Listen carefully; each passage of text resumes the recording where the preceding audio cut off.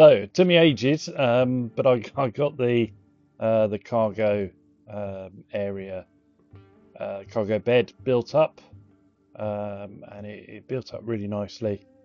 Um, so let's have some fun with the rust. I wanted it to be really worn, as if lots of stuff has been dragged in and out of the cargo bed, scraping its way through. Lots of grease and grime and dirt. So let's have a bit of fun.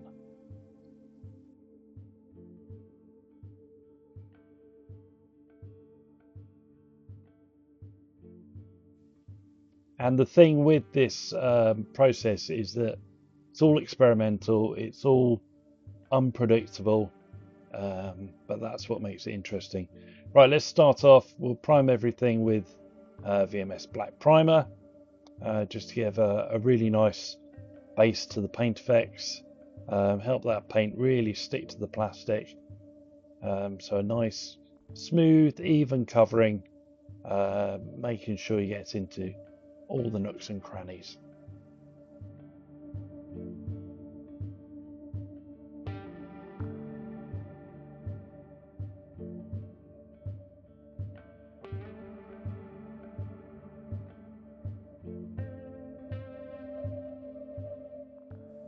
Okay, time to build the base layer now. So this is what we're going to be chipping all the way down to. So we're going to start off with German camouflage black brown and just do a really nice covering over the whole of the bottom surface and also the inside of the back door as well, because we're going to use that. We're going to chip that as well.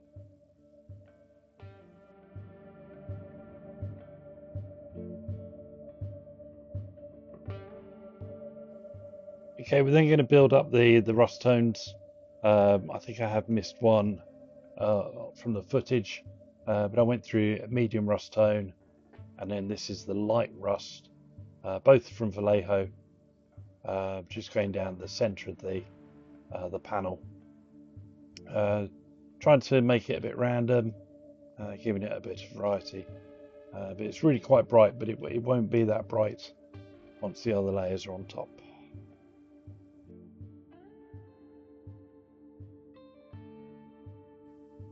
So there you go, some nice rust effects. That's exactly what I was after. Light in the middle and then darkening out to the edges. Really happy with that. Okay, the next layer, we're going to seal that with some VMS matte varnish, just so that we don't chip down any further than we need to.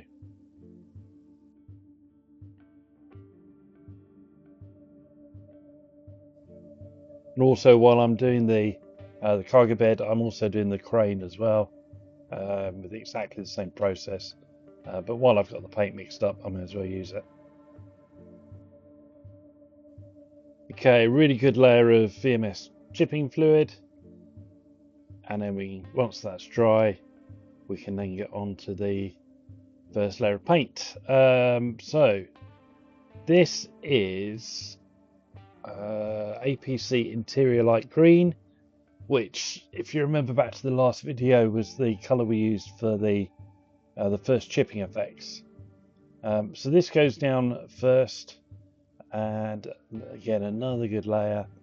I'm only doing this on the base of the cargo bed and the inside of the back door.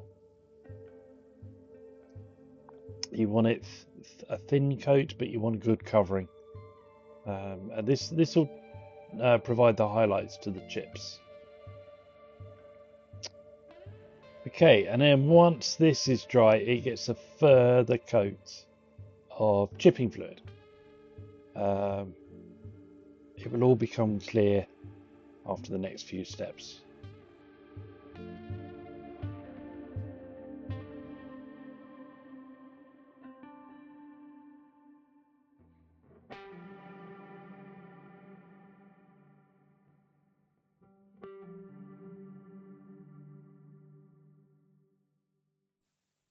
Okay, so once the second layer of chipping fluid has dried, and you really don't need to wait very long, we'll move on to the olive drab. So we're using the same 3 paints that we used for the cab interior. So this is the base layer going down, which is number 9 olive drab. And we're just going to get a really nice coating. And then also, while I've got it, I'm going to carry on and paint the rest of the cargo area. So the interior walls and then all the exterior as well.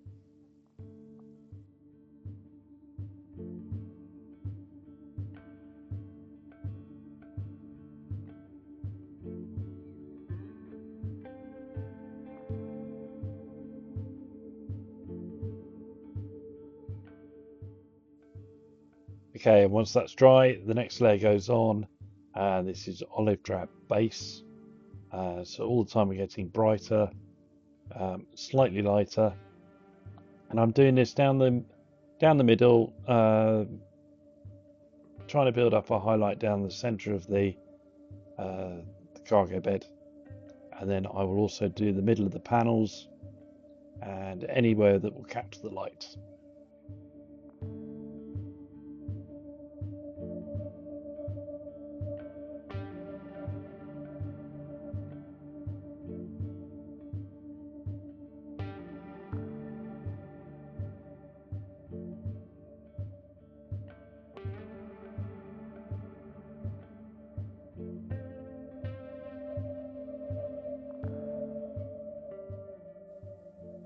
And then finally, we're on to the brownish green, which is the highlight colour for the olive drab.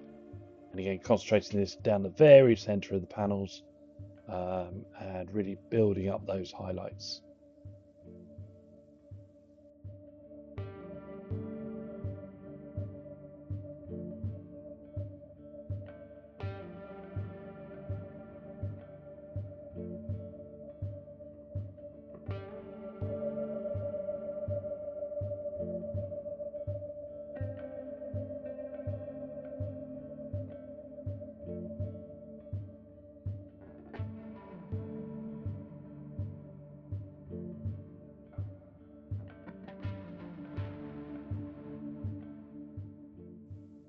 Right, here we go. You don't have long.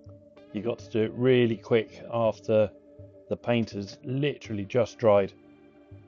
And now we're going to try and chip down through 3 layers of olive drab to the first layer of hairspray, and then through the really light green, the chipping colour, down to the other layer of hairspray.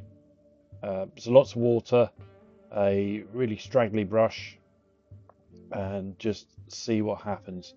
You see already we're breaking the surface, and there's the light colour is coming through. You've just got to do it quite hard, but you need to stay in control, especially using acrylic paints, because they do tend to come off in big lumps rather than really fine chips. If I was doing this again, I would possibly use Tamiya or some sort of lacquer paint, just because you get finer chips. But for this process, it's working. You can see the top layers of paint have come off now, and then we're just going to break through and get the rust colours coming through as well.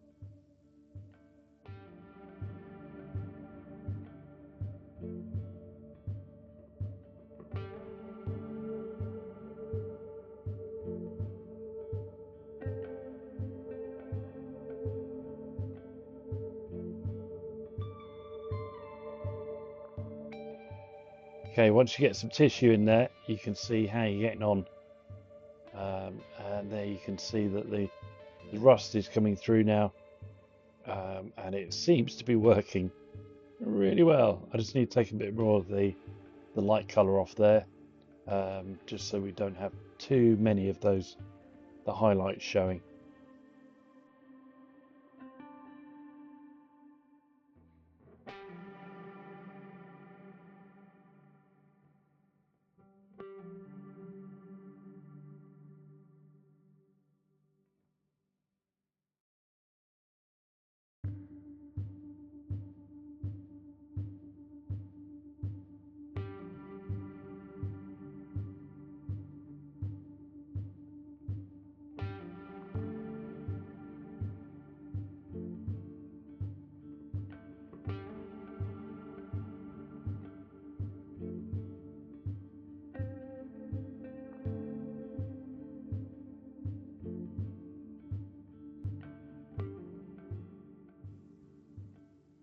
And there you go. Once it's dried, it comes up really nicely. I am going to put some stowage in there, so a lot of that won't be seen, but you can see the effects on the jib as well from the crane. Yeah, happy with that. So just a quick one this week. Next week we'll move on to chipping and weathering the outside of the truck, the cab, and the cargo bed. Thanks for watching. I hope you can join me again. I'll see you soon. Bye.